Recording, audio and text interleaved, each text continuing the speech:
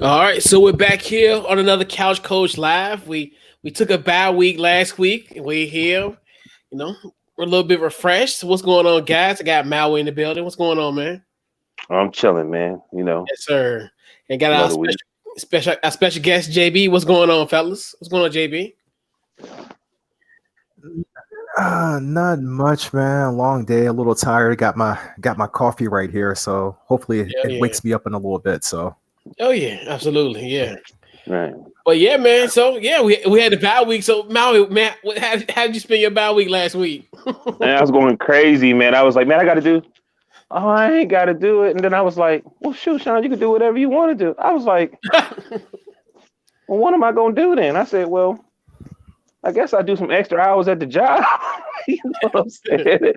Honest to God, though, I bought me a PlayStation 3. Mhm. And I am really, really one of my favorite games is Fight Night. I mean, Fight Night Champion. Mhm. So I just dove into that, and I got blisters on my thumb, and you know that. You know what I mean? Yeah. So I just did that, man. Just max and relax. It took the best of that time. I missed the show though. You know what I'm saying? I missed the show, especially they had they said AB was coming back, and then our prediction of the NBA season coming on the 22nd.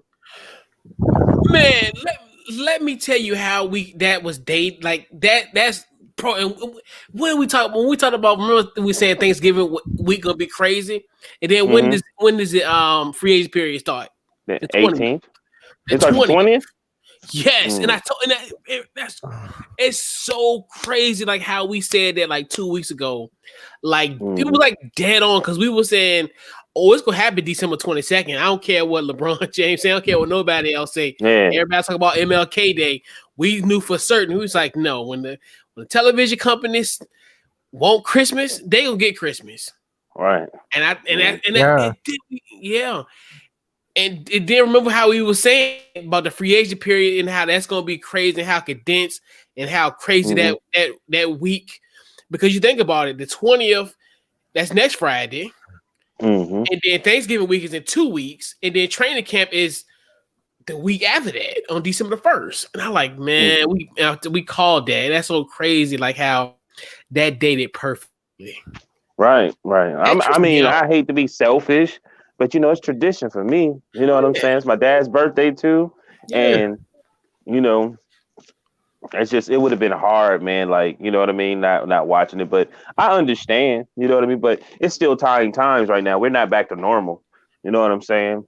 And then, money still got to be made, and people still gotta, even now, you still have to do some things that we usually don't do just to work around things, because we still dealing with some stuff, So I'm excited. Yeah. And I'm excited. I'm excited for the draft next week, big time. So, right. So the draft is next week. Yeah, that's right. Yes, next Wednesday. I was like, at least something's going on in the middle of next week. That's something to kind of look forward to and watch. But yeah, man, it's gonna be fun. Mm-hmm. But yeah, we definitely gonna get to hoops next week. This week, right? We doing our, I guess this will be the 4th annual mid-season awards that we've done here on Couch Coach Live, and it's funny because it's 3 years to the day when we did the other one when we was at right. But anyway, no name drop tonight. You behave. You behave, okay? I got you. Simmer down. But anyway, so guys. So let's get into it. So we're now halfway into the NFL season. Went by really, really fast, man. Before we get into our awards for this for the midseason, I just want to go around the horn. Your thoughts on just the midseason in general, just your overall thoughts. We'll go with you first, JB. Your thoughts on the NFL at the mid-season point.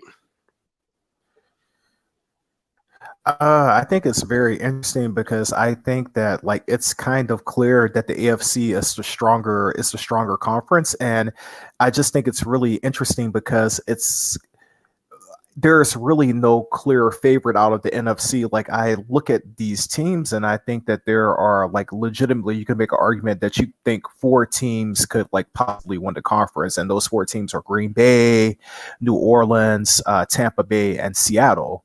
But there's really no front runner out of the NFC, and all four of the teams that just mentioned, they all have a fatal flaw, whether it be their defense or their offensive line. So I just think when I look at the AFC is clearly the stronger conference. With Pittsburgh being undefeated, with Kansas City, having only one loss, and with Baltimore, Baltimore has lost a game year that a bounce here, a bounce there, they could eat themselves. So I mean, it's clear that the AFC at the moment is stronger, and whoever right now, this could change, but whoever comes out the AFC, I think will probably be not heavy favorites, but they'll be favorites to win the Super Bowl. I believe, if this trend continues.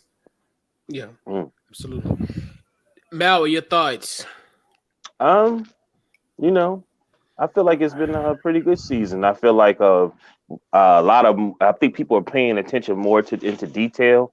Like I thought Aaron Rodgers is dangerous, but then people say, he's not a comeback quarterback. And I was like, wow. And then they showed the stats of it, and you like, it just seemed like they're paying attention to so much detail now.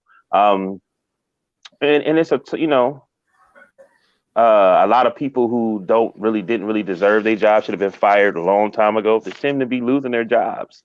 You know what I mean? It's just interesting, man. Like, look, so much. It's so much stuff that's happened just in these 9 weeks. It's so much. It really, really is. You know what I'm saying? And it's just interesting, and it's exciting, and it's entertaining. You know what I mean? I can't really pinpoint.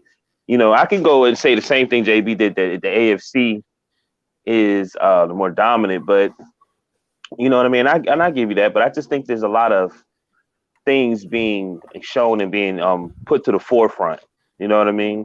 There's a lot of I've been saying it for the longest too. They keep hiring the same coaches and doing certain particular things where you need to. The politics has got to get out. If you want to win, you got to make everybody accountable for for what they're supposed to be doing. You know what I mean? And not just thinking certain things is going to happen this way, certain things are going to happen this way. If you need to pay a person, pay them. You know what I mean? And like for instance, you know what I mean? You need to pay them, and you need to. If you're getting paid, you need to play. You know what I mean? You gotta value everything that you have. You know what I'm saying? Like I was looking at the Vikings, right? And I was just like, you can talk bad about them, but they have so many injuries. You know what I mean? And what really can you say? Oh yeah, you know what I mean? Like, Yeah. I think that's actually been a thing. Actually, we're gonna get into this a little later, but I had a problem picking a disappointing team, because I think that when you look at some of the teams that are not doing as well as expected, you can always look at injuries, whether Minnesota. Dallas, for instance, has been, decimated by injuries, and so has San Francisco. Like poor 49ers, a lot of people thought that they were going to be the front runner to represent the NFC, and they're probably not going to make the playoffs because they've just been decimated by injury. So I had a hard time coming up with a disappointing team because there have been so many injuries, like mentioned. Yeah, yeah. We'll get into that. Go ahead, Chris. Yeah, we get to that. Yeah, I think the most interesting thing is the NFC East and the AFC East. I look at the AFC East where, wow, the New England Patriots aren't gonna run this division. The Buffalo Bills, they haven't won this division since 1995, and they're clearly cutting their ways. The Miami Dolphins have a franchise quarterback for the first time in 20 years. The NFC East, my goodness, the Philadelphia Eagles. So this is so weird. So the Philadelphia Eagles have a 79% chance of winning the division, and they're 3-4-1. Your Pittsburgh Steelers have a 72% chance of winning their division, and they're 8-0. That just lets you know how awful the NFC East is. And it just trips me out at a team that when you look at it from their percentage, it baffles your mind. You look at that stat and you're like, wow, like am I reading this or am I comprehending this correctly?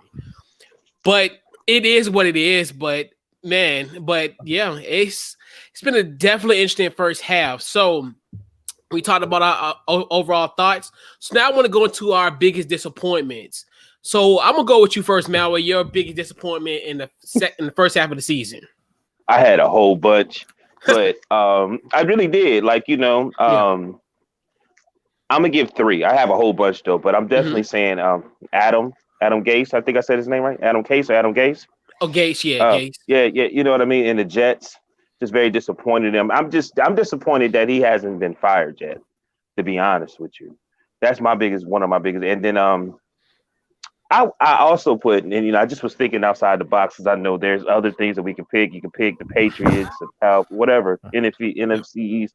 I said the luck of Tyrod Taylor because the beginning of this season, we were Chip was on the show and we were saying, man, Tyrod can't get no type of respect, and then this happens. You know what I mean? And then this quarterback is showing it. He's doing it. You know what I'm saying? And I'm like, man, but so that's what I put my biggest disappointment. You know what I mean? Yeah. JB, your biggest disappointment. Yeah, man. Like I mentioned before, man, I had a hard time with this one because, like I said, I think that with some of these teams that have lousy records, you can point, to like injuries, minus the Jets. But like, Dallas, Minnesota, and the Patriots, and I think opt-outs really hurt the Patriots a lot this year. But I'm gonna go with one that's probably gonna be a bit controversial, and it's not the whole team. I'm going to put this on one side of the football. The biggest disappointment to me is the Chicago Bears and their inability to have a decent quarterback. Ooh. I mean, like you look at that defense. That defense is actually a tailor-made defense. Like, I'm not saying that it's a Super Bowl winning defense, but it's a very good defense that if they had a decent offense, they would be locked to make the playoffs. But, they can't score football, man. Their offense is extremely penetrating. They Mitch Trubisky, and they brought in Nick Foles. And, I mean, it seems to me like Nick Foles can only do well in a situation when he takes over short term. If you make him the starter because the other guy's not playing well, he's not going to play well. But if for some reason the starter gets hurt or something and he can come in, he plays well. So, I mean, I think the Bears have been a very, their offensive play has been, one of the biggest disappointments in the league. So I would go with them. And then also the fact I'm going to second disappointment. The fact that the Jets haven't fired Adam Gase yet, man, that's I don't know how he has a job. Like, does he have some information on the owner that he's black on the owner? I mean, I don't know, man. They're 0-9, man. They're a disaster. They're a disaster, and I don't know how you fix the situation, man. I really don't. Yeah.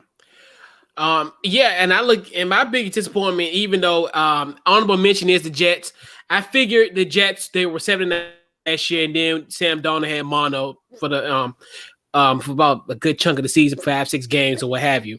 So I figured there was going to be somewhat of a little bit of improvement. I did not think they were going to be 0-9. But it is what it is. And Adam Gase, a part of me is like, good, because let them be 0-16 so they get Trevor Lawrence. Take the pressure off of everybody else. Let them just get Trevor Lawrence. They got a franchise right tackle in Mekhi Becton, Springer alum. And Joe Douglas, Mechanicsville's finest, who's running the show there in the Jets. I mean, hey, I think it's only gonna get up from there. So I mean, who's to say? Trevor be in New York, he'll be Broadway Trevor next year, and I don't. It's gonna get better in New York. Don't be sad, guys, and don't be sad, Jet fans. But the relief is coming. The time is gonna come. Don't feel too bad. Just endure. You only got 7 more weeks left. You'll be all right. That's all I'm telling you. That's all you can hope to at this point. But I think my biggest disappointment, and this is a personal one for me, the Atlanta Falcons. So when I did my preseason predictions, I had the The Falcons 11-5. Who I had for the coach of the year is no longer there. I had Dan Quinn as the coach of the year. I looked at what happened last year with them. I think they ended up being like 7-1. I think they won 7 out of their last 9 games, something like that. I figured that was going to carry over to this year. But then you think about it, 4 of their losses are, against, 7 points or less. They social distance the football against the Cowboys. They, wet the bed against Detroit. That Todd Gurley scored prematurely. All kind of different factors. And you're like, my goodness, like this Atlanta Falcons. And the fun thing about it, once I thought they got rid, and they kind of had somewhat of a little stretch when Raheem Morris took over. And then they blew it, and, once in the Detroit game. So I figured, with that, and then I figured like Raheem Morris, now being the defense coordinator, in the preseason, I figured this team was going to take somewhat of a leap. But they, by far, to me, is the biggest disappointment. I had this team being 11-5, and boy, do I have egg on my face. That's a good one. That's a good one. Chris, I mean, like they didn't social distance against the football, man. You're underestimating the hypnotizer. The hypnotizer, man. That was the hypnotizer. The onside kick was the hypnotizer. I know. I'm just like, what are y'all doing? Like, y'all know the football's up for grabs. You can get it. You can grab the football, guys. You can grab the football. Like, what are you doing? What are you guys doing? Like, but I guess maybe that's just because of the situation that's in real time. But seeing it from my couch, I can see that you can get it. But I don't know. But that was bizarre. In that defense, though, that ball was spinning all crazy. I'm kind of thinking, if I'm a player, if I try to jump on that, what if that ball pops out? Touch it as a live ball, but like I agree. But you know what, Chris? I'll say this: they've played better. Like, here's the thing: what's their record? They're 3-6, 3-6, or are they 2-6? 3-6. So I mean, you look at it; they could easily be 5-4 or 6-3. Right. So them, to me, I think that they're one of those teams that I look for in the second half to maybe possibly make a push, because the effort's been there. And like you said, they've lost a lot of close games. I think the biggest thing with them was I had them as about an 8-18 because their defense just wasn't good. I felt like Matt Ryan and Julio Jones, I feel like they have good offensive personnel, but I don't trust that defense of theirs. But since Raheem Morris has taken over as a coach, their defense has gotten better. So I look for them to make a push in the second half of the year. I really do. Yeah. So let's get into our biggest surprise. So JB, I'm gonna go with you first. Your biggest surprise. Ooh, this was a tough one. This was a real tough one. So there were a couple of teams, so one that I thought was going to contend for the playoffs, and it looks like they're going to make the playoffs. Like the Raiders, I think, have been a very good surprise. They're 5-3. Another team that I thought was going to be pretty, they're sitting at 3. They've lost a couple of heartbreakers. The Cardinals are also a surprise. But my biggest surprise, I'm actually going to throw this out here. Basically, Josh Allen, man, he has become a much more accurate passer of the football. So, I mean, because of the strides that he's taken, Buffalo's offense has actually taken that next step. And, he's why they're 7-2, because their defense has not really been that good this year. Their defense was much better last year than it has been this year, but he's become a much more accurate passer to football. So to me, he's one of my biggest surprises of the first half of the year. And he played a great game on Sunday against Seattle. Yeah, he had a great game. Mal, what your thoughts? I'm not your thoughts, but your biggest surprise. I put the rise of Kyle Murray. Like when I watch him, I just see something special, and I it's almost like you can see the NFL changing with Patrick Mahomes and kind of what he do. Even though I believe Murray is smaller than him, but I just can see it's something special going on up there. You know what I mean? It really, just from what I see, he just seemed like he's like every game I see him play, it just seemed like it's really exciting. They're right there. You know what I mean? And definitely, I'm not gonna front. I put the Bills. You know what I mean? I put the Bills too because they seem like I don't know. I haven't watched them much.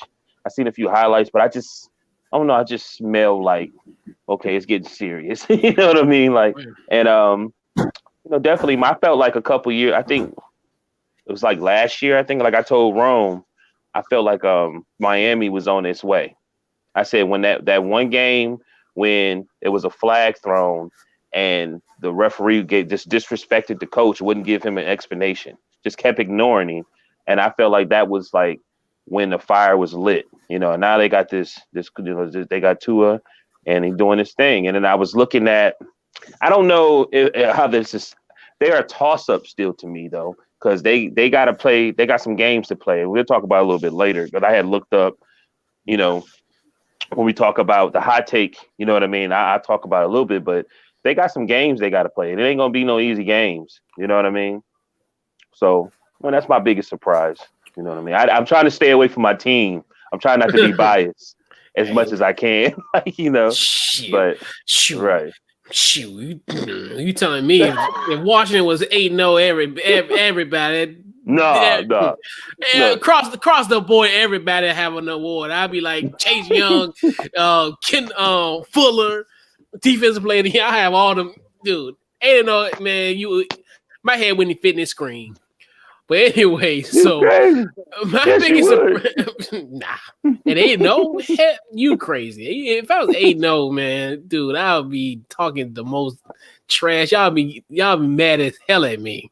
But anyway, yeah, my biggest surprise got to be Miami. I think I like them being at 5-3 at this point. Last year they were 5-11, so they pretty much have equaled their win total in half the time. So.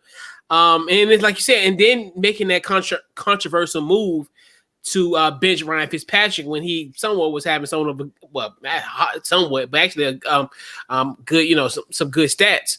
So I looked at that, and then coupled with having, especially they had 2 good West Coast wins, especially for a team like that. You look at it, people say, well, you discount the San Francisco win, but Jimmy G was still in that game, and they still, so to me. The Jets and the Giants got destroyed by the same decimated San Francisco 49ers team. And for them to go all the way to Santa Clara to win that game, I was impressed by that. And then the Arizona game last week, where essentially they were, outgained in every statistical category on the offensive end and to come up with that victory last week. And I just look at this team now. You look at it, even if the playoffs were to begin today, the Miami Dolphins would be the final seed. Well, they'd be the final seed. Yeah, they would have a first class ticket to Kansas City as the 7th seed. But I mean, I just like this team. I think this is like you said, like you were saying in the preseason when Rome came on the show. Well, we kind of figured like maybe they were like a year or 2 away. Yeah. We figured you were going to kind of see. But it still might be possible. But we look at it now from half the season perspective, and they're essentially a playoff team. And like you said, they got a tough road to play, and it's still a situation where it's going to be. The thing is, it's up from here. Where if they don't make it, but hey, where you need a game from, then this team might have a top 10 pick next year. So with this Houston pick and Bill O'Brien, the infinite genius of Bill O'Brien, trading his first round pick to Miami, and who knows? And the possibilities are so endless of what they can get at that spot if Houston still stays in that top 10 range. Where I mean, they could get a franchise left tackle, they can get a number 1 receiver. I mean, so much bevy of talent in the top portion of the 2021 draft. So I just look at that coupled with that. I'm like, Miami's on their way. And Brian Flores is doing his thing. And definitely, kudos to them, man. Do you think, let me ask you a question. Mm-hmm. Do you think Bill O'Brien gets another coach? Do you think Bill O'Brien gets another coaching job? No. He'll get a coordinator. He'll get a coordinator job. Well, I mean, yeah. Because But dude, you think about it, like you look at I don't think he should either, but you know what? He does have the perfect excuse. Like Because this is what basketball coaches do. You like look at basketball coaches like Doc Rivers, Stan Van Gundy, who are I think are good coaches or whatever, but like they were lousy GMs. So like when a team doesn't do good, you could just be like, oh well, I just wasn't a good GM. You can't say I'm not a good coach. Right.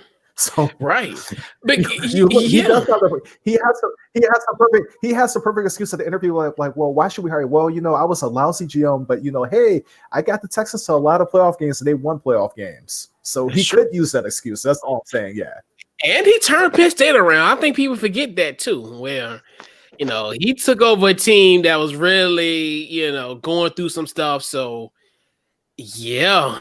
He probably and the thing with he's a Bill Belichick disciple, so it's a possibility. Like you just never know, and like you're saying, but that's got to be on his resume. This Miami pick, like, oh, yeah.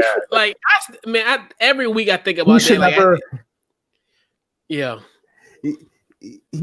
he should never be allowed in like a team's war room. Like he should social distance from any kind of war room during draft day. Like I would basically put a restraining order on him one day. Like you stay away from the premises. We don't want you anywhere to the premises. Go somewhere else. Like it's a 1 day. No, actually, because the draft lasts 3 days, it's a 3 day restraining order. Like just stay away from here. Right. Bill, just stay away from here. If you come anywhere near the premises, we will arrest you. Exactly, because you are not trading away no first round picks for nobody. You're not doing, we ain't having, you're not getting rid of our assets for nothing essentially.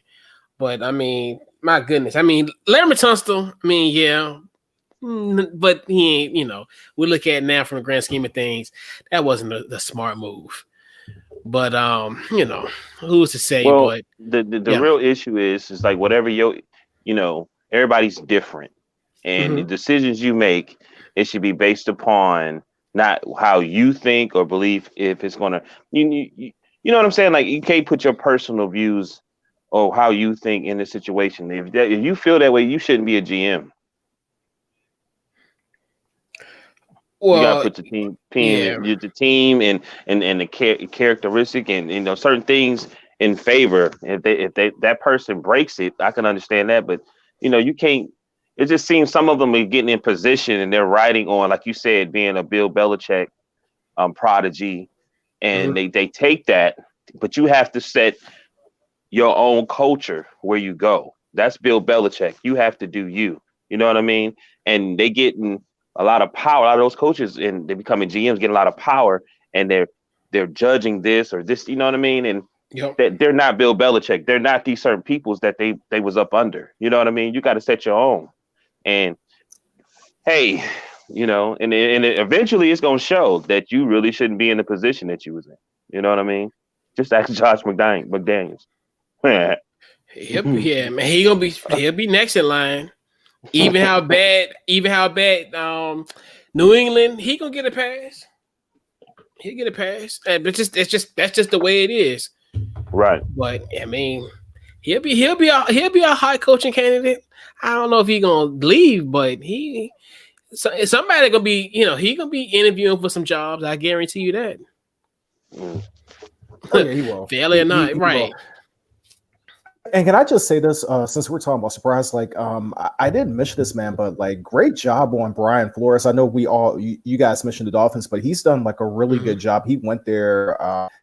It was supposed to be like a rebuild. They were supposed to be like horrible. I know like last year people were saying like 1-15 or 2-14. Yep. They overachieved last year. They're overachieving this year. And I'm happy because, Bill Belichick is starting to get like kind of like that Phil Jackson vibe where he's a great coach, but his assistants, his proteges don't do anything. And I'm just glad that you like the analogy I just made. I'm glad that he's actually I'm glad he's actually doing it because like you look at like just some of like Bill Belichick's guys who just haven't done much. Like when they've gotten head coaching jobs, and there's one up in Detroit who hasn't done anything, Matt Patricia. So I'm glad that he's actually doing a good job there because like I think he's a good coach. I ain't even gonna talk about Matt Patricia. I'll wait to Sunday after 4:00. I'm gonna be quiet. I think somebody had said that now with we know what happened with Tom Brady this last Sunday, but Yeah. since they were saying when you really look at it that actually Bill Belichick's probably one of the worst GMs ever. And I was like, and that's why I said this is one of the surprises of when we're talking about. I think that's why I said a lot of things that's covered is starting to show its face. You know what I mean? Because I think the guy said he hadn't had a Pro Bowler in years or something like that. Something that was, I was like, for real? Like, you know what I mean? Like, I was like, are you serious? You know what I mean? But well, yes. Yes, no. I think one of the problems with the Patriots is the Patriots have been so good, they're always constantly picking in the back of the first round. So I think that's one of the issues right there. But I will say this, I think Belichick is good at finding people on the waiver wire, like other people's cast-offs. He's good at finding other people's cast-offs and stuff like, and turning them into gold, but like that they haven't drafted well in a while. And I think a lot of that is due to like, I think that when you're constantly good, yeah. I think when you're constantly good, you're getting like that. Yeah, you're getting late first round pick. You're drafting late in each of the rounds, so it's kind of hard for you to that's when your scouts have to do a good job, and you have to be able to hit on golden picks and stuff like that. But yeah. Okay. I was shocked though. Yeah, man, he has when you look at he has it especially as of late. Like you look at the wide receiver was in the Henry, and that the one from Arizona State. I don't know why my mind is drawing a blank. Nikhil. Anyway, but you look at the wide receiver. Nikhil Alexander. Alexander is his name Alexander or it's Nikhil. Oh, and that's gonna and I'm gonna know that in like 2 minutes. Nikhil Henry Walker. I want to say his name is Alexander Walker. Okay. No, that's basketball, ain't it? but anyway, yeah, and you look at that is, I mean, hey, that, and like you said, that's just Bill Belichick, and like you said, this year is really, I mean, it's just tough this year. I mean, that team's been through a lot. I mean, as far as when we talk about the opt-outs. Most of their starters are out. Even as far as on the defensive end, you look at Howard's gone, Hightower's gone, Chung. They lost a lot in those, even in the opt-outs. But yeah, man. So speaking of coaches, so we'll definitely dive into this next award, the coach of the midseason. I'm gonna go with you first, Maui. Who is your coach of the midseason? You already know. Yeah, we know it. We know exactly who it is. Okay. Mike Tomlin, talk your stuff, VA zone, VA zone, and it's not even that because they 8-0. It's the simple fact that he deserves his respect, like just all around. Like for instance, Tom Brady is with the Buccaneers. He had a horrible game, and his coach, in some type of way, has called him out. Now you play for Mike Tomlin, the questions will be asked. Mike Tomlin he's so well when he speaks, he can actually twist it and give you the greatest answer in the world. You'd be like, wow. And then he won't even make you look bad. You know what I mean? That's one of his greatest things to me. He's almost like my dad said, man, he's going to run for office one day. You know what I mean? Like, and I always feel even Bill Belichick's horrible at that. And that's one thing I would like to play for Mike Tomlin. Then he holds you accountable for everything. And then somebody's down. Okay, you step up. You got to do what you got to do. You know what I mean? And then, like some people watch football or in sports and they don't even pay attention truly to the fine details. What about that? Him giving up some draft picks to get Fitzpatrick last season. Man. You know what I mean? You know what I mean? Think about that. And people, and I'm on Pittsburgh Steelers groups, and they are just going at it. He's stupid. Why would he do that? Blah, blah, blah. You know what I'm saying? And now look at these last 3 games where it went to the last drive. Who was right there to knock down the ball? Minka. You know what I mean? So, man, he deserves it. You know what I'm saying? And he deserves it. Give it to Mike Tomlin. Even like I said, even if the team, even just for last season, of not having been Right. and being 8-8 with all the controversy against the Browns. You know what I mean? Like, and then like with AB, Le'Veon, and Ben. You know what I mean? All that, and do you get to turn it around? Well, he deserves it, man. You know what I'm saying? He's not like he just beat Tony Dungy, most wins for an African American coach, but like they've been saying, like it's time for he's more than just an African American coach. You got to start giving it to him. You know what I mean? Absolutely. You got to start giving it to him. You know? Absolutely. JB, you're coaching the midseason. Well, I'm gonna have to respectfully disagree with Deshaun. I think that he's done a great job, but when I look at Coach of the Year, oh come on, man, just hear me out. Like when I look at Coach of the Year, I look at a Coach of the Year, I look at like the coach who's done the most with like the least amount of talent, who surpassed like expectations, and to me, like Pittsburgh, to me was 11 or 12 win team going into the season as long as Big Ben stayed healthy. So I think that was the biggest thing that held them back last year was the defense is playing phenomenal. And I definitely do think that Tomlin deserves a share. He deserves his share of votes when this is all said and done. And if he wins, I won't have a problem with it. But my personal coach of the year, I'm gonna go with Brian Flores because like he keeps exceeding expectations. Like I don't think a lot of people at this point would have said that the Dolphins were going to be 5-3, and I'm not mad it was at a that. ballsy move of him. Yeah, it was a ballsy move of his. Also, he was 3-3. Fitzpatrick was not playing bad. He benches Fitzpatrick for two.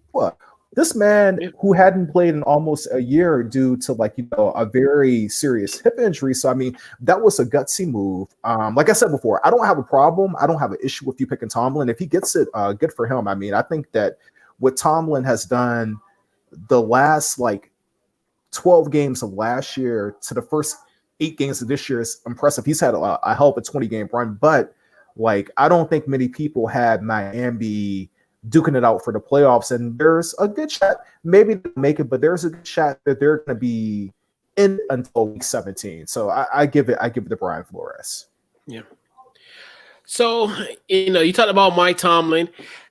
I got to give it to her. I had him as my honorable mention, but I got to get another William and Mary guy in the fold. Sean McDermott and the Buffalo Bills. I look at it from this standpoint of it, because to me, I always look at a team like this, and normally how history kind of repeats itself in a sense. We have a young team in a sense, and they have a heartbreaking loss as they did last year in the playoffs. You figure it was going to be a point where they might have somewhat of a slow start. It might be a little bit, what have you. And I think even in the only really bad loss they've had was on a Tuesday night against the Titans, which. And Tights was coming off the quote unquote bad week, and they really went on a bad week. They were breaking rules and practicing at elementary schools around Tennessee. But I digress. But my thing is, I like what this Bills team is doing. And it's easy to kind of come back and kind of have somewhat of a slow start, but at 7-2, they're doing a good job. And I think even in the losses to I talked about the Tuesday night loss, and then even with the Kansas City one, and it's weird. And that's weird because those two they were kind of weird type of game, because they were quote unquote the audible type games where the changing was kind of pretty much like last minute changes to that. So I'm not going to really quote unquote. I mean, I still think those two, even though they got destroyed by Tennessee, but even in a loss to Kansas City, it wasn't too bad. But those are the type of teams that I kind of thought they were going to be they're not in the same tier with them in a sense, especially when I look at Kansas City. And then just like you said, the improved play of Josh Allen and what they're doing there. And like you said, the defense is as weird. We look at the Buffalo Bills as being like a stout defense team, but this year hasn't really gotten there to that level yet. But but I look at what I like what what the Dolphins, not the Dolphins, but I like what the Bills are doing at 7-2, and Yeah, definitely Sean McDermott. One of your another William and Mary guy. I raised you a William and Mary guy. You raise another one. But all three of them deserve it, though. You know what I mean? And they're all AFC guys. And I'm gonna throw one out there too that's gonna be a bit unconventional. My honorable mention would probably be Sean McVay and the Rams, because I think that a lot of people saw what the Rams went through last year and they thought that they were toast. And you look at them not having a first round pick for a while, and them being like in salary cap hell, and the fact that they managed to fill, a pretty decent team, and they're probably going to make playoffs. And I don't think a lot of people saw that happening. And it looks like Sean McVay has gotten them to right the ship a little bit this year, which is surprising. Yeah, man. I'm former OC. Anyway.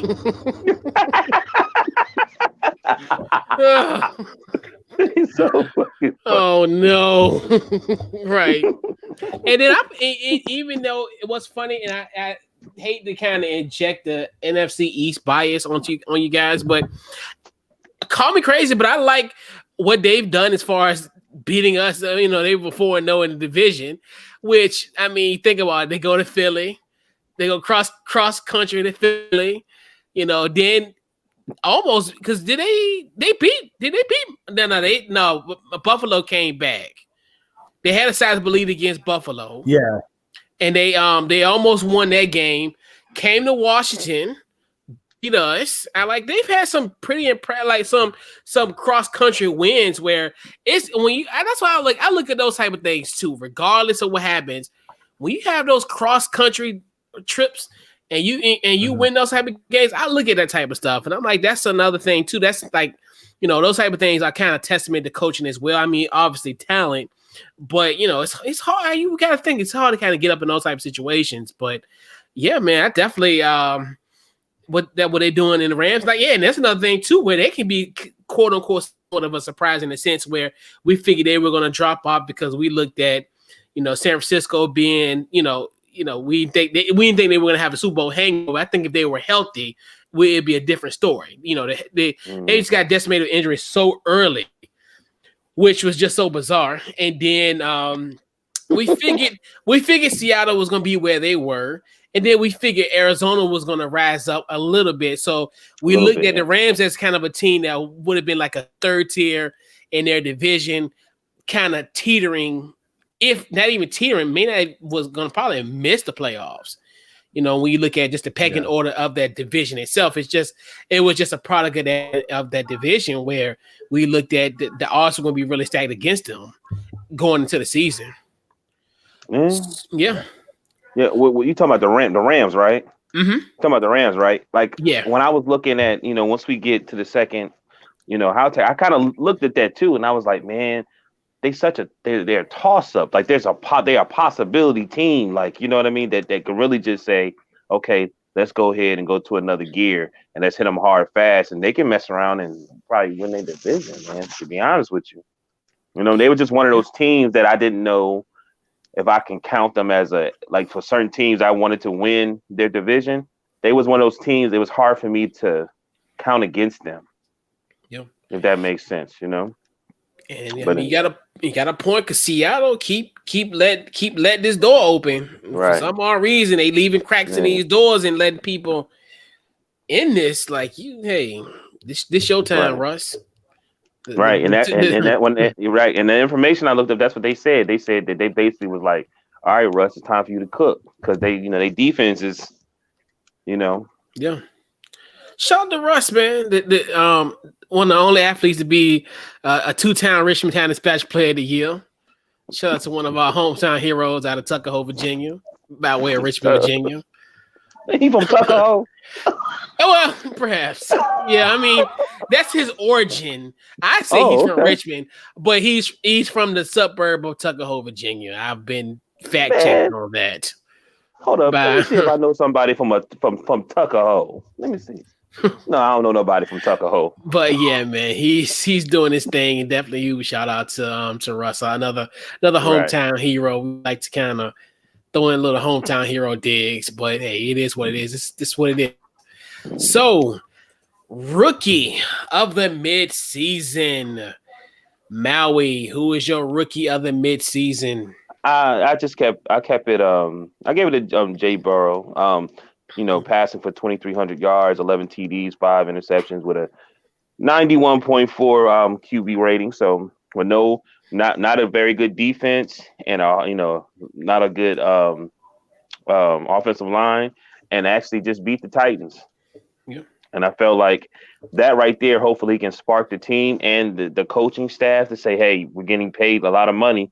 Let's come together and see if we can maybe hurt a few teams in this second half that might keep them out of the playoffs. Like, really, I just want the Bengals to be above the Browns. Please. They deserve to be down there. Yeah, maybe next year, but yeah. But the Bengals, man, yeah, they're solid, man. Like Joe Burrow, they got a quarterback of the future. I know that's for certain. Then I like that him and that T. Higgins connection. I thought about that in the summer. Like now it's starting to kind of come to fruition. And it's almost I don't mean to have a little hyperbole tonight, but this could be a Carson Palmer, Chad Ochocinco type of connection. Right. Going down the road. They beat the Titans. They beat the Titans, man. I'm saying? So he balling. Big time. JB, your rookie of the midseason. I agree with Maui. I think it's got to be Joe Burrow. I mean, like the defense isn't good, the offensive line's not good, but he's been very poised. And I mean, like what he did that game, and we didn't talk about it because I wasn't on the show that week, but that game that they played a few weeks ago that they lost. It was the Browns and the Bengals. That was just a crazy game back and Thursday forth. Game. That's right. I know Maui's not a big fan of Baker Mayfield, but I mean that was an entertaining game. Like I mean, him and Baker Mayfield, that was a duel, man. That was a duel. That was really entertaining football to watch. So I mean, I think you have to give it to Joe Burrow. I would say. Second place to me is Clyde Edwards-Helaire of Chiefs, man. He's impressed me, man. I know he's not a big guy, but he's run in between the tackles very well. So I mean, he's been impressive to me. And then other honorable mentions would be Jerry Jeudy of the Broncos. I think he's played well. CeeDee Lamb of the Cowboys has played well, but I think that your top two have to be Joe Burrow and Clyde Edwards-Helaire. And I think that it's a quarterback-driven league. If you're going by record and what they mean to the team, Clyde Edwards-Helaire will probably win, but Joe Burrow's going to win this. It's wrapped. It's wrapped, sealed, and delivered for him, and he deserves it. Yeah. Mm-hmm. A guy who I really like, and maybe this is just a West Coast bias thing, I've been extremely impressed by Justin Herbert. What Justin Herbert is doing for me, and the funny thing about him is just, and once he learns how to win, it's a wrap. Like it's a wrap. Like, and that's the issue with Los Angeles. But yeah, I mean, with him, let's see what I have for Justin Herbert. 2,100 yards, 17 touchdowns on the season, and then you got to think about it, and what's amazing to me is just I kind of was like I was a little bullish about him. I wouldn't say bullish. I was extremely bullish on Justin Herbert because I definitely didn't want them to trade up to get him, but he fell right into your lap. But I think what he's doing there is impressive. I like him connecting to like Keenan Allen and then Mike Will. So I like that dynamic going forward. And once they win, man, I think once they start learning how to win, I think the sky's the limit for Justin Herbert. And he is the face of SoFi Stadium. Watch out, Jared Goff. I think Justin Herbert is going to be the king running SoFi Stadium. He's going to be the king of Inglewood one of these days. Yeah, he's definitely a dark horse, and I think that if they had won a few more games, if they won a few more games down the stretch, he might be able to surpass Joe Burrow. But like you said, they can't seem to win, man. They lose a bunch of close games, and in the NFL, when you put up big numbers and you don't win, people start seeing you as just like a numbers guy. So, but yeah, Herbert's playing well. Tyrod Taylor.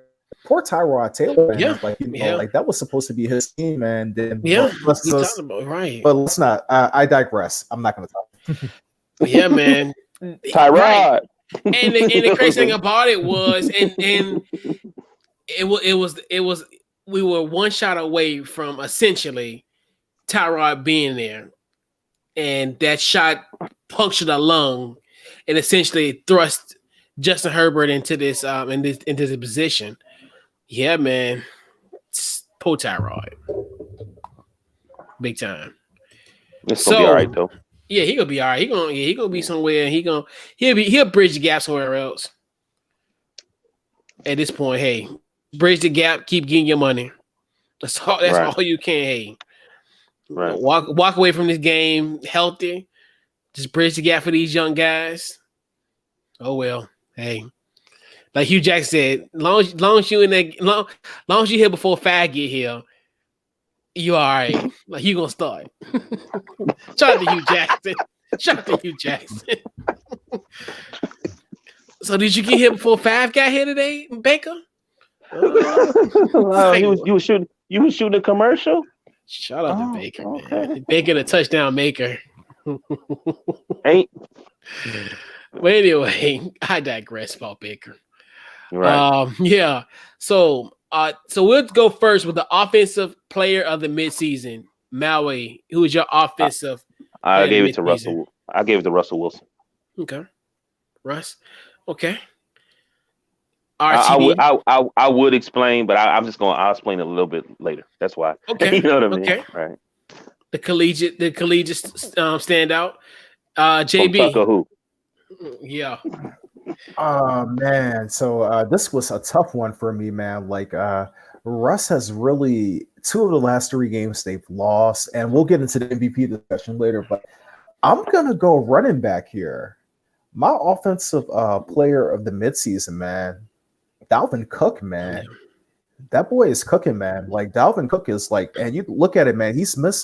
Hasn't he missed like a game or 2 already this year? He's having like a monster year, man. Like, and you look, if he doesn't get hurt in that Seattle game, they probably beat Seattle that game as well. So I mean, I'm gonna go outside the box because usually offensive player of the year and MVP usually are gonna go to the quarterback, but I'm gonna go against the grain and I'm gonna go with a running back. I'm gonna go with Dalvin Cook, man, because like he's been very impressive the last few weeks. Like first Minnesota running back to have back-to-back 200-yard games from scrimmage since like the 1970s, man. That's some impressive stuff right there. Mm-hmm. Yeah. Not even Adrian Peterson did that. Right. Shocking. I know. Right. The irony of that. Herschel Walker didn't do it either. Right. Herschel Walker. Yeah. I wonder who benefited from that trade. That's a Bill O'Brien type of trade. That's a Bill O'Brien haul. Thank you, Minnesota Vikings. Exactly. Yeah. So you know what? I also had Dalvin Cook, and like I said, I want to go against the grain too because I think them awarding if you have the MVP, then offensive player of the year is also a quarterback too, and I think that's like low key lazy because it's almost like it's not fair to anybody else. Like you're saying, you look at and that's one thing too. Because like you said, it's a quarterback driven league, so generally people just look at it from a standpoint of because most people will ignore that Dalvin Cook almost has 900 yards. Like he's on a pace for almost 1,800 yards this season. Like he's having a great season so far. And then even I think I also I had also him in the conversation as well. But a guy who I really like and DK Metcalf. I think him having almost 800 yards receiving and 8 touchdowns is great. And then you got to think about it. He's only had 43 receptions. Like, I think Stephon Diggs had 63. Like, Stephon Diggs leads the league in 63 receptions this year. And he's got 20 less receptions and has 5 more touchdowns than him. Like, and I think what was one of the games? Remember he had like 8 catches and like I figured like two touchdowns. I forgot. It was a game maybe like 2 weeks ago. I think when they played, I forgot who they played. But that man, I look at that, and like you said, when people gonna ignore those type of like the Dalvin Cooks of the world, the DK Metcalf, Stephon Diggs, because they say it's a quarterback driven league, and it's easy to tear like Russ in this conversation because he deservedly so what he's done. Even the last 2 weeks, he has struggled mildly, especially against Arizona and did last week against Buffalo. But he was definitely in this conversation, MVP conversation. We, been in the conversation the whole entire midseason up until like maybe the last 2 weeks. And well, some people estimate he's still there, but generally he's been, minus these 2 games, he's been pretty much like almost like a guarantee for the MVP. But like you're saying, offensive, that probably where he probably will be slotted at. But just because I think you see the drop off, and that's another thing too, where and that's going to be the way how it's done, because no one goes against the grain, like you said. It's usually be who are the best 2 quarterbacks, who 1A, 1B, one could be the MVP, one could be the offensive player, which I don't like that either. And I don't know if it's ever going to change. Maybe someone is watching us and be like, well, maybe they make a compelling argument because you're going to ignore those type of stats like Dalvin Cook. Like, if you look at Dalvin Cook, you're like, wow, like that's pretty impressive. Almost, to have, almost 900 yards already, so yeah. And some people don't even get to that mark. And, we still think they have somewhat of a decent season, even in a 16-game season. I think it was like 836 or 840, so I forgot what it was. But even in a full season, you're like, okay, well, he almost reached 1,000. Yeah, solid. He would consider a solid year, but we just talk about half the year. Half the year, yeah. Yeah, we talking half the year. And yeah. Defensive player of the year, JB. Oh, that's a tough one for me because I think that you've had some really, really good. So for me, it came down to like Myles Garrett, and it came down to Aaron Donald with me. I'm just gonna go ahead and do what usually happens. I'm gonna give it to that beast that plays out in the Coliseum. For you to have 9 sacks as a tackle for the whole year is good. And this man already has 9 sacks and it's only halfway through the year. He's probably going to end up with like minimum of 15 sacks this year. I mean, he's so disruptive. I mean, like, I don't know. You have to double team him, and he's good enough to get through the double team. So my defensive player of the year is Aaron Donald. Yeah, big time. He got the majority of them in that Washington game. I ain't gonna say that. But Mal, your defensive player of the midseason. Pardon me. I damn sure he give it to Myles Garrett. I don't care. I'm just playing. But Aaron Donald, I gave it to Aaron Donald. He got 9 sacks. I mean, yeah. Last year he got 13.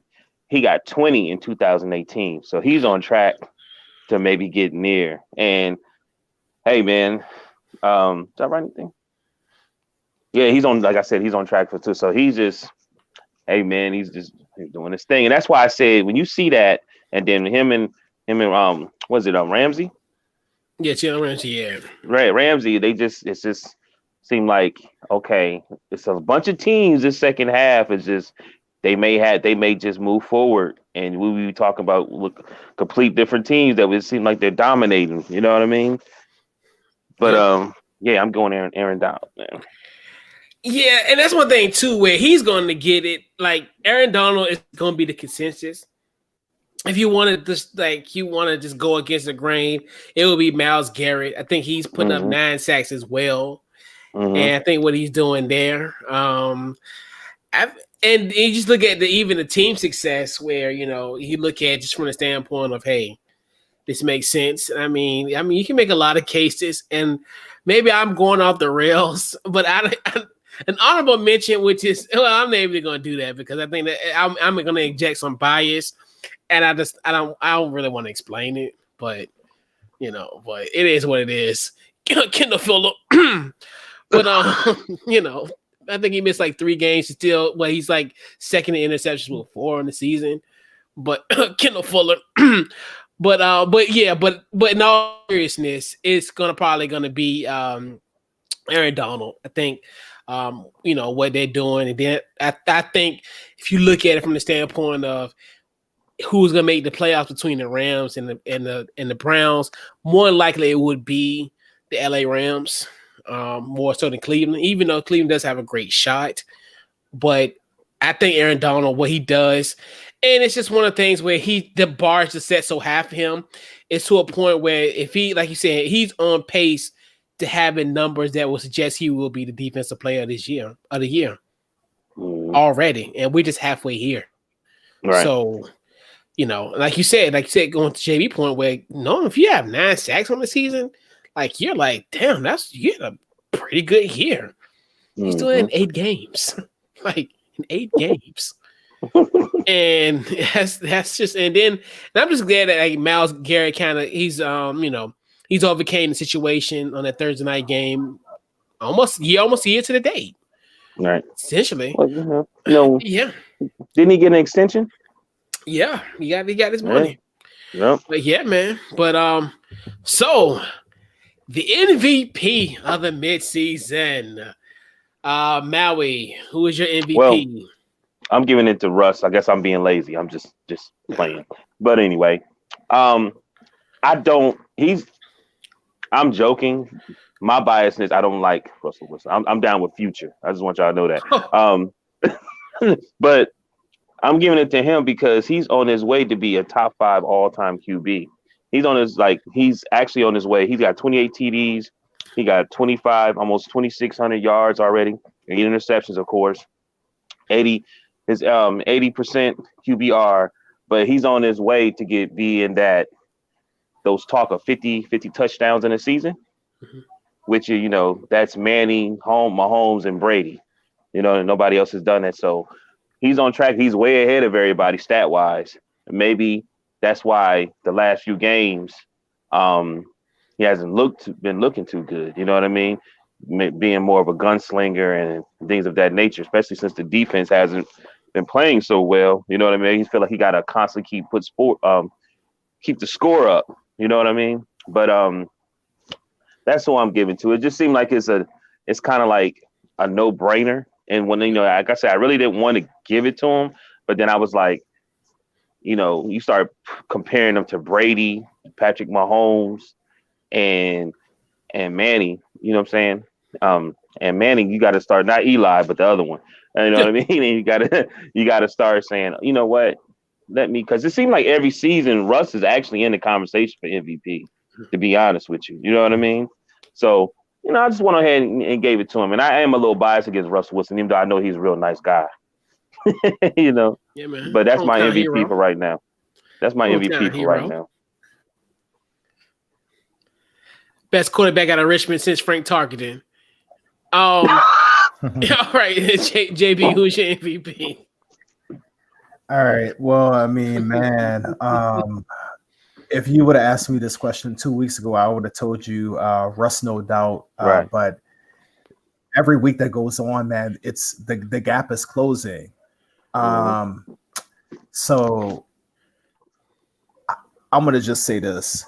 I don't think he's gonna win MVP. I really don't, man. Like, I think that Patrick Mahomes, look at what Patrick Mahomes doing. If that's only throwing 1 interception, Patrick Mahomes is close to surpassing him right now. Right now, just for the first half of the year, I'm going to give it to Russ. Right. But I think that in another 8 weeks, I think that when we have the end of season awards, I don't think I just don't think he's going to be able to hold up. And I think it's unfortunate too, because I really think I really think that he should have won MVP last year. I know a lot of people were caught up with Lamar Jackson the year Lamar, but when you look at the fact of what Russ did, and you look at the stats, Russ had a better year than Lamar Jackson did last year. He did. He did, and it wasn't even close. And I just think people, I don't know why the voters decided to give Lamar Jackson the MVP over Russell Wilson, but Russell Wilson should have won it last year. And I think, unfortunately, he's not going to win it this year either. I don't think so either. Yeah. My MVP, like you said, it's Patrick Mahomes. And it's so crazy. Like, it's so crazy that he's so overachieved. He's such an overachiever. It's almost like the LeBron James syndrome, where it's almost like we feel like we're obligated to have these things, and we look at those numbers like, okay, well, he's done this before, but it's still impressive. Like you said, 25 touchdowns and 1 interception on the season.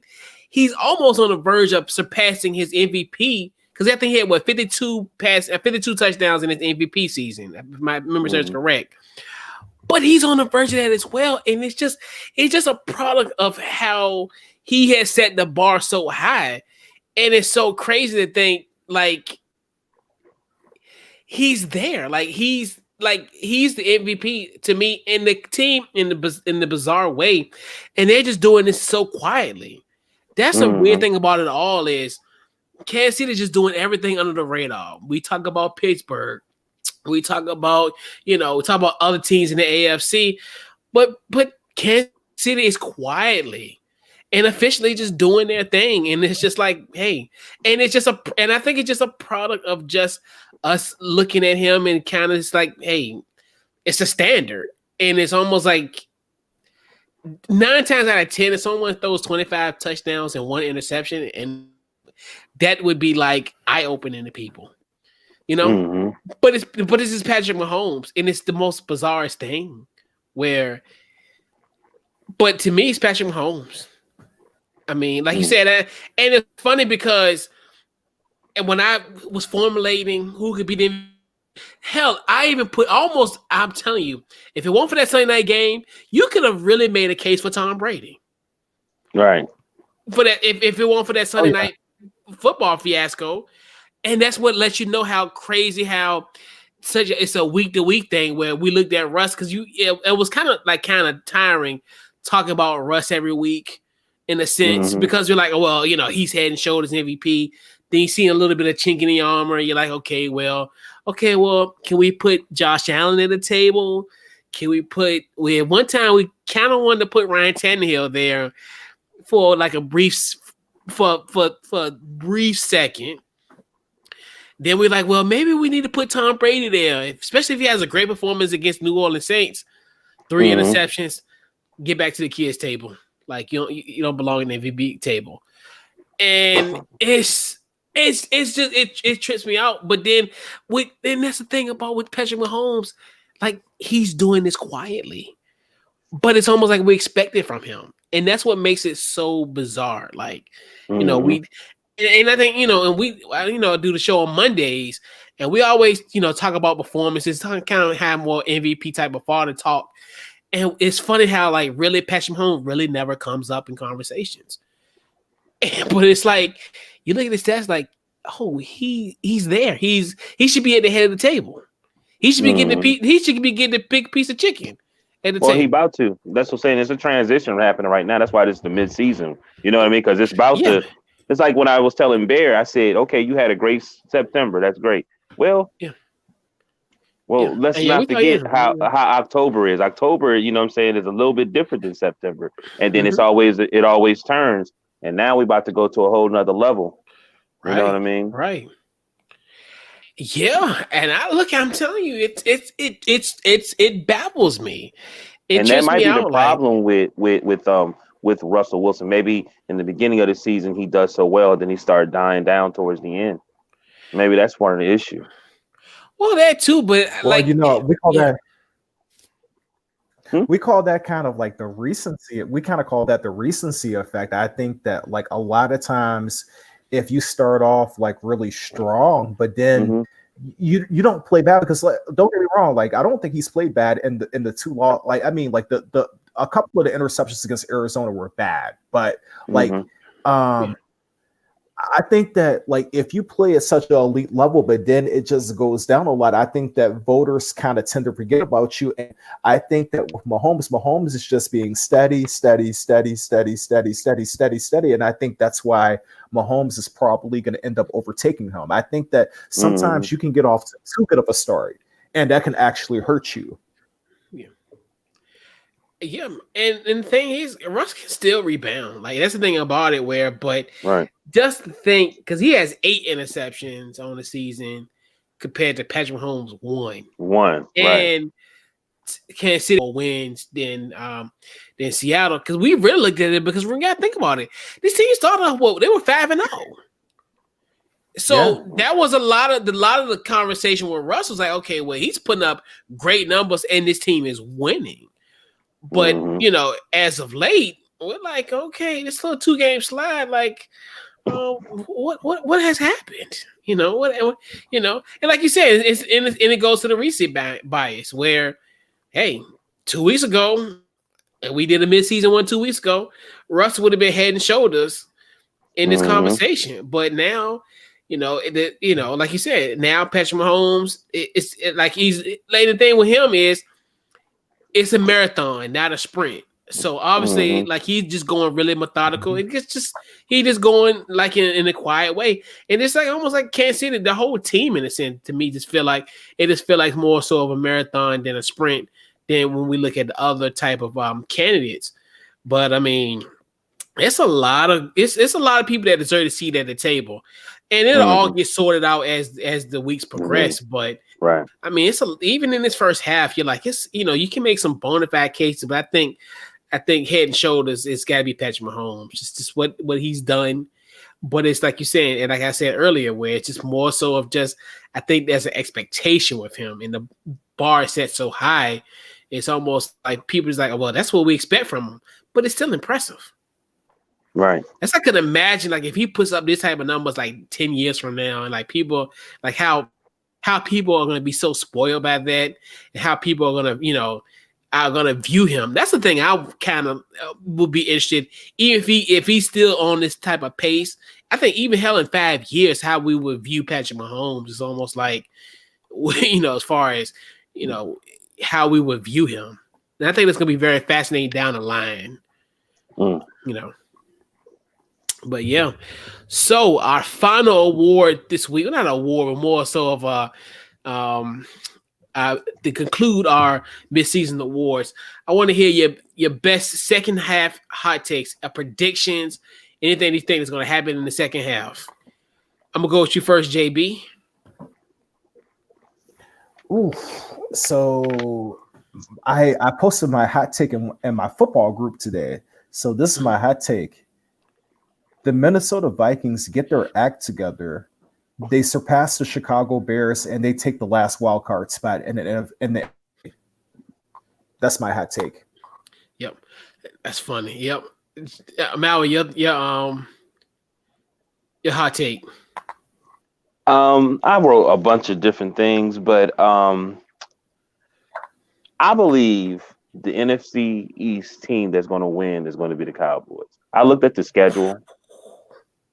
Honestly, I looked at the schedule and I was like, man, because I really want, to watch the football team to win. But then I looked at the schedule and I was like, damn, if they get their act together, I thought the quarterback was okay. It was really hard to tackle him. I think they have something there. That's just me though. When I watched the game, and I was like, I looked at the schedule and I was like, damn, if they can pull it out. I think they schedule look easier than there, and then the other two teams that's in, then the Giants, then Washington, then the Eagles. So that's I believe that the Cowboys is going to win the division. Interesting. And also, I think my second half hot take, and I actually agree with JB, and it's actually something I talked about yesterday on Overreaction Monday, where the Minnesota Vikings got a very, very easy road in the month of November that could propel them into December. Chicago's next, battered. Cheers, JB. They play Dallas. And then I think they play Jacksonville, and I forget. It's like their schedule is so favorable, like going into the month of December, and then like you're saying, and you got a guy like a Dalvin Cook, who's essentially heating up at the right time, and got a game that travels. Kirk, don't call me Kirk Cousins. Can just be just efficient and just do what he has to do. Don't throw the football over. Don't throw the football, And they have a great recipe to make this team. And then the funny thing about it was because I kind of thought Minnesota was going to be like a wild card team. So it kind of was one of the things where it's like, okay, they're going to, like you said, going to your point, JP, where I think they finally get their act together. Because at the end of the day, because they got Chicago, Dallas, Carolina, and Jacksonville. So I don't expect them to be no more than 6-6 going into December. And I got them at least losing one game. But if they could potentially be 7-5 going into the month of December. But I agree with that as well. And that's something that I kind of touched on yesterday on and that's what I said. And that's what I said. Like I looked at it like the Cowboys can beat the Vikings. That's what I counted. I was like, they might be. They should be. If they play their hands right, they can beat them. You know what I mean? I think that's going to be an intriguing game because the Cowboys will be coming off the bye, and the way that Minnesota play. One thing about Minnesota that kind of has me a bit of hesitation: the way that Minnesota plays. Minnesota usually doesn't blow teams out like that, because they're more of like, we want to run the ball. Yeah. I think that like they do miss Stephon Diggs. So I think that's a huge game. You could be right because they're not out of it. But I'm just interested. The thing that gives me some hope about Dallas, I don't think they're going to win the division. I would still say it's Phillies to lose, is that the fact that their defense has started to play better. The defense has played better the last two games. They played a pretty good game against Philly, and then last week they played a pretty good game against the Steelers, and the defense had been like, it had been a dumpster fire, for the first 6 games of the year. So, and like I watched that game, and I was like, man, they would have the quarterback. And I was like, damn, well, they can't get him down. You know what I mean? And then you would think he's down, and then he'd throw the ball, and then Zeke could catch it or Pollard to catch it. You know what I mean? And I was like, oh, he must be hard to get down. You know what I mean? And then I watched him stand up, and I said, damn, it's almost like looking at Peyton Manning because the way his shoulders was. And don't nobody know anything about this dude. You know what I'm saying? And I was kind of I couldn't say anything negative about him. You know what I'm saying? People was talking about Ryan Tannehill, and then like same thing. He was in the MVP last year was in the same boat as the Dallas quarterback. Was it what's his last name? Gilbert? What's the Dallas quarterback? Yeah. Gilbert. You can't. He basically did the same thing that he did the same thing that Ryan Tannehill did. He was in the same position as Ryan, as Lamar. You know what I mean? So when you look at that, and I'm like, well, and he did almost exact same play. You know what I mean? Threw it in the middle of the field, same thing. But I felt like he held his own. They were supposed to win that game. Now think about it. They would have won that game. Things would be looking a little different because they're supposed to win that game. And then I just looked at, because I'm going for your team. I'm going on the football team, right? But then I looked at the schedule, and I was like, because it is for Philly to win, but I don't think Philly's there. I think Philly is really probably worse off than the rest. The only problem with the Cowboys is the quarterback issue, but I think y'all would be okay if they really work around this quarterback that y'all have. Chris is so silly. I just say, if they made Washington football NFC East champion shirts before you send them off to another country, please ship one to my house. I just want something at this point, because it's over. I feel like Joe Namath. I don't care about the Washington football team struggling at this point, because at least we ain't got the Giants on the schedule no more, so we ain't gonna lose in stupid. Well, we still will lose in dumb fashion, but at least we got the Giants no more, and Because y'all number 2, right? Aren't y'all number 2 in your division? Yeah, for now. Right. So I saw that, and then I was looking at that, and I was like, okay, well, let me see what they schedule. I was like, oh damn, ooh, you know what I mean? Then I looked at the Cowboys, and I was like, well, damn, really? And okay. Then what's crazy about even in a bye week, Philly gained ground. Like this is embarrassing. It's literally embarrassing. And it's almost to a point where whoever wins this team, they're gonna change the rule where you can kiss having home field advantage if you have a below 500 record and you're a division winner. I'm telling you, that's gonna be next. 18 game season. Hey, I would love to be on a part of that history, but I know it ain't gonna happen to us. But yeah, hey man, like I said about 4 weeks ago, people were talking about defund the police, defund the NFC East because we pathetic, man. We pathetic. Defund the NFC we East. Suck. Yeah, we suck. Yeah, we suck as a collective. And one more final hot take before we head on out, fellas. Our guy, Showtime season, also Couch Coach Live alum. You know, one of the original OGs, Couch Coach Live. He's a Jets fan, so Jets won't win a game this year, and Adam Gase will still be the head coach. Bro, I'm gonna tell you one thing. Y'all gonna be all right. I'm gonna tell you one thing. Jets gonna be all right. Y'all gonna get rid of Adam Gase on January the 4th. It's gonna be okay. He'll be probably the first one fight on Black Monday. You'll get Trevor Lawrence. You'll get one of the best quarterback prospects is Andrew Luck. You'll be okay. You got Mackay there. He gonna take care of him. He gonna look out for your boy. And Frank Gore, hope to God Frank Gore still be there. He'll, you know. You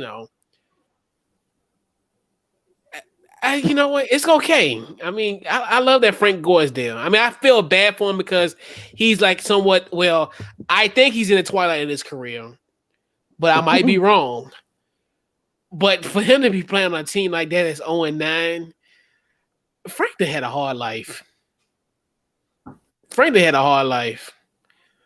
But I gotta give it up to Frank Gore. Like, to me, for him to still playing, like if somebody told me 20 years ago, if it's you think about like the depth chart in Miami, like he was behind Willis McGahee, Clinton Portis, and I even think Jared Payton was even behind him. I think, if my memory serves correct.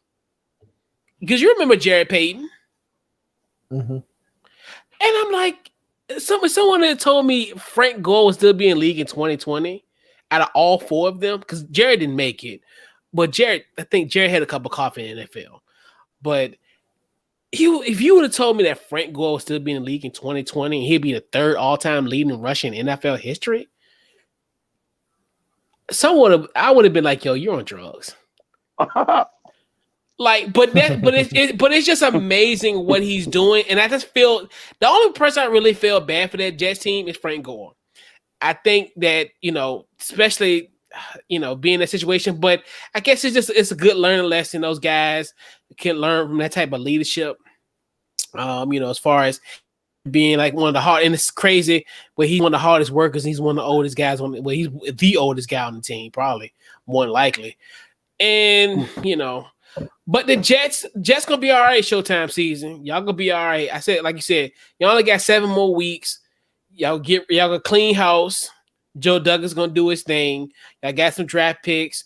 You have Trevor Lawrence. You're gonna be all right. The NFC, the AFC East, it could be a while for y'all to kind of get back up, but y'all gonna be all right though. Y'all gonna have a franchise quarterback, and that's all you really need at this point. And you got Mackay. Mackay gonna take care of gonna take care of Trevor. It's gonna be all right, man. I'm serious. Y'all think it's a joke. You sure your team is not gonna try to it's not gonna work their magic? We got 2 wins. We got 2 wins. Like we got 2 wins. Like the Jets ain't winning nothing. If last night let you know. Last night, if like what Showtime, what Jamal said, they're going to be on. If you watch the game last night and how they threw away that game last night, And that game was for them for the taking. And then it's like, and Joe Flacco was playing like it was 2013. And they still and they found a way. They found every conceivable way to throw that game away. And by golly, they did. And this team is not going to win a game. That's the truth. So to me, they will only win a game if they fire Adam Gase and probably bring in somebody and let my guy Greg Williams, be the interim head coach. I can see them maybe winning 2 games with Greg Williams, but I say keep Adam Gase 0-16. You know for certain you're gonna get Trevor Lawrence. You're the only team that ain't won a game. Williams? Wow. So to me, you better don't lose. I mean, don't win no games. Get Trevor Lawrence. Because last night let me know, like, and that's probably the first time I've seen a Jet game, but my goodness, like, they're not gonna win a game. They're not gonna win a game. Dude, they had that game. They had that game and blew it. And you know how Cam Newton's been playing. Mm-hmm. Like, and the Patriots been playing. And is he done? It's hard to say that with this team. Like, because I guarantee if we had Tom Brady and Tom Brady was on this team, we think Tom Brady's cooked. Like, literally. We wouldn't. This team is garbage.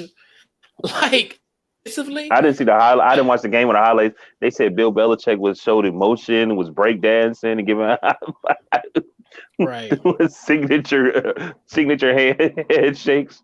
Right, and even in that game, Joe Flacco did pass Joe Montana for passing yards. But we gotta remember, this is a different generation. This passing, he Joe Flacco didn't have a Roger Craig, so it's so he didn't. That was he was a little unconventional at the time. But yeah, I just think honestly, this team, they're not gonna win, man. Then going to the Patriots situation, it's incomplete. I really don't know how to grade this Patriots team. I mean, it's almost just to a point where they just don't have the weapons. They don't have anything. I mean, they make us look like the San Francisco 49ers. As far as depth-wise, at least we got somebody. They ain't got nobody. And it's just it is what it is. But but in all seriousness, the Jets gonna be all right. I mean, just endure this for the next 7 weeks. Trust me, you get through the next 7 weeks, it'll be all right. like Macau went to Louisville, he be all right. He done been through some bad times at Louisville. Bob Petrino, okay, coach. Oh, you had some bad days. You be all right. You gonna be all right. You gonna be all right. Be all right. January 3rd gonna be here before you know it. At 4:15, clean your lockout. Is over. It's all right. Stop making plans for January 4th. Be on a plane out the country somewhere on January 4th. Get your plane. Get everything ready because it's Cancun on 3 already for the Jets. Yeah. Yeah. They need to get their stuff together, man. Because it seemed like everybody else in the division besides the Patriots is doing what they need to do. You know what I mean? They will. And they might potentially have the second best quarterback. Well, they might have the best quarterback in that division potentially if they get Trevor Lawrence. So, hey, it's gonna be all right. Like to me, what they always say, pain may endure at night, but joy will come in the morning. And the joy is Trevor Lawrence. It's gonna be all right, Jets fans. Trust me, they be all right. Trevor Lawrence will come in the morning. I'm just saying, man. It's the truth. But yeah, man, enough of Jets fodder, But they'll be all right. So let's put a bow on this week's Couch Coach Live, man. I'm gonna go around the horn. Maui, where can they find you on social media? And DT Morgan 78 and Sean Morgan Facebook. Yeah. JB, social media, where they can find you. Yeah, you can find me as Jamie Bailey on Facebook. I don't do Instagram, so yeah, Jamie Bailey on Facebook. You can find me. Okay. And also follow the show. Anyway, social media, Facebook, Twitter, Instagram on the Couch Coach Live, YouTube Couch Coach Live. Also, we're gonna experiment with TikTok. So we got a TikTok page. I'm gonna experiment with that over the weekend. I don't know how that's gonna work. How old man gonna be on TikTok? It's gonna be a little weird. You could drink your cranberry juice and skateboard. I mean, that would be interesting. That would be fun. I really want to do that. Hey, my only thing is, ask Russell. I'm trying to go to Tuckahoe. Yeah. So yeah, definitely follow the show on there, and also follow me also on the Off the Ball Network. Also offtheballnetwork.com. I do a 4-down segment on Thursdays to the NFL previews. Then also Saturday mornings, 11 a.m. See You Sunday. We'll be on there 11 o'clock a.m. 8 a.m. Eastern Pacific time on the Off the Ball Network's Facebook page. And man, this has been a great Couch Coach Live. We did our NFL midseason awards, man. And we'll catch you guys next week. This has been Couch Coach Live. You're welcome.